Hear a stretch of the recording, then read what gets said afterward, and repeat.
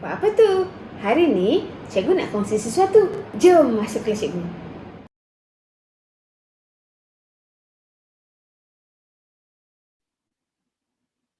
Okay, so tadi itu ialah serba sedikit tentang cerita drama mahkamah. Okay, drama mahkamah dalam buku tingkatan 2. Dia cerita tentang dua perkara sebenarnya. Yang pertama Bulat dan Ben Leper dan yang kedua pendakwaan Akinomoto. Okay, Akinomoto yang Bulat Ben Leper sebab dia menyebabkan seorang perempuan tua warga emas umur 99 tahun mati.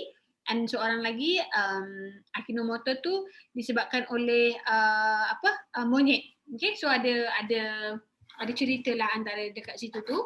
Dalam kes itu ada dua cerita, dalam mahkamah itu sendiri ada dua cerita. So maksudnya ialah mahkamah tidak dibuka untuk membicarakan satu kes sahaja pada satu hari. So kiranya dalam cerita ni dia bagi situasi sebenar lah yang mahkamah tu memang ada beberapa kes dalam sehari untuk diselesaikan. That's why kalau awak ada pendakwaan di mahkamah, awak kena datang pada masa yang telah ditetapkan. Awak tak boleh suka-suka, oh hari ni datang, hari ni tak nak datang, tak payah datang. Tak boleh sebab mahkamah tu bukan mahkamah kita. Alright, agak-agaknya lah apa ya tema yang dikemukakan dalam cerita ini.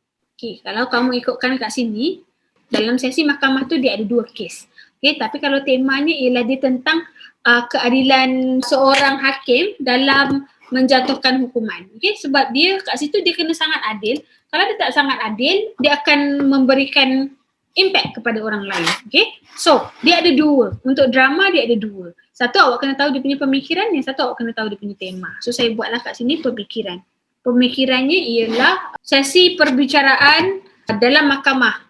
Okay, and then dia punya temanya macam biasalah tadi saya kata, temanya ialah tentang keadilan seorang hakim dalam menjalankan tugasnya. Okay, saya rasa ialah keberanian.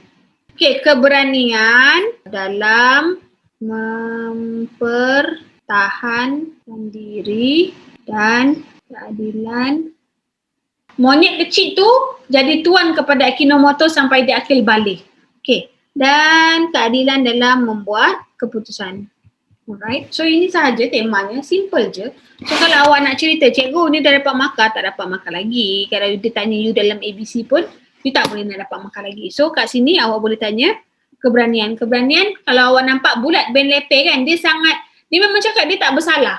Sebab dia dah buang sampah tu tapi tong sampah tu pintu dia rosak. So bukan salah dia sampah tu tak masuk dalam tong sampah. And then bukan salah dia makcik tu meninggal dunia kan.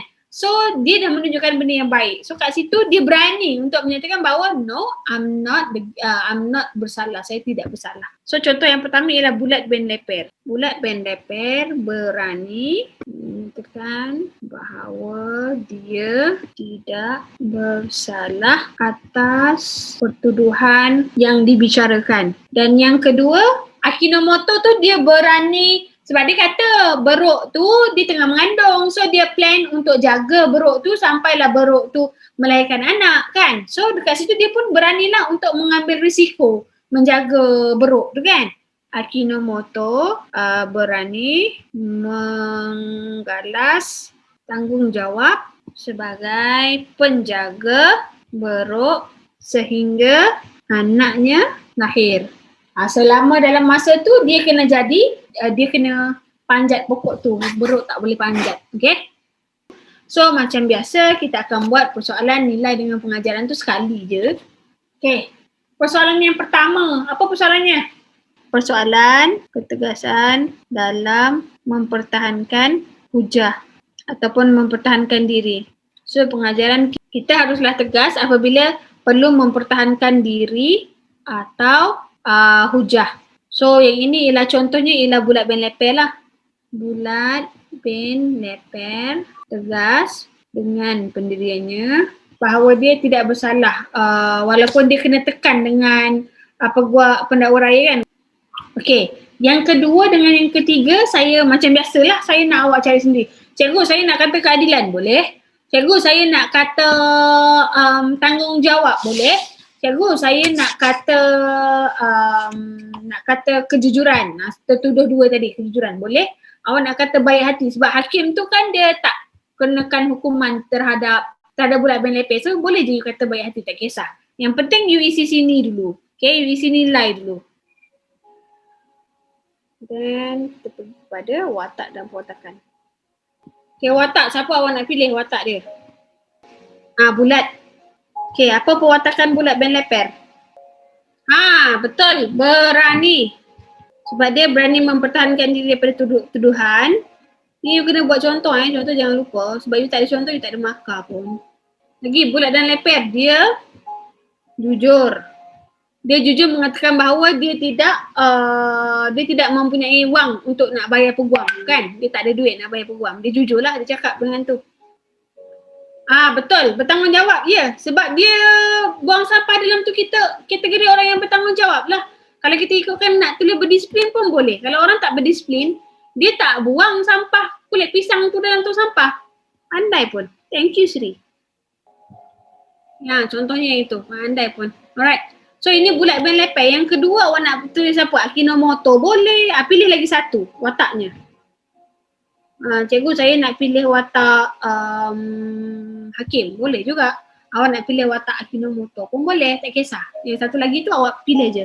Saya buat Akinomoto lah. Okay, Akinomoto. Apa pewatakan dia? Jujur. Yelah, jujur. Betul. Sebab dia tak tahu. Dia jujur lah. Dia kata dia tak faham. Apa itu istilah beruk dengan subsidi, kan? Dia tak faham istilah subsidi tu. Seorang yang prihatin, cikgu. Contoh? Contohnya Akinomoto.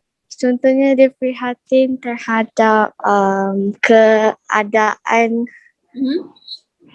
beruk yang telah dicurinya. Dia prihatin terhadap keadaan beruk yang mengandung tu. Dia sedang mengandung. That's why dia bela beruk tu. So, okay, lagi dia ialah patuh. Dia dengar dan dia terima hukuman yang ditentukan oleh hakim tu, kan. Iaitu dia kena jaga beruk tu selama 44 hari berpantang dan dia kena pastikan selama ada anak dia, selagi dia belum akil balik, dia tak boleh suruh dia panjat pokok. Macam mana? Cikgu harap anda belajar sesuatu. Jangan lupa like dan subscribe.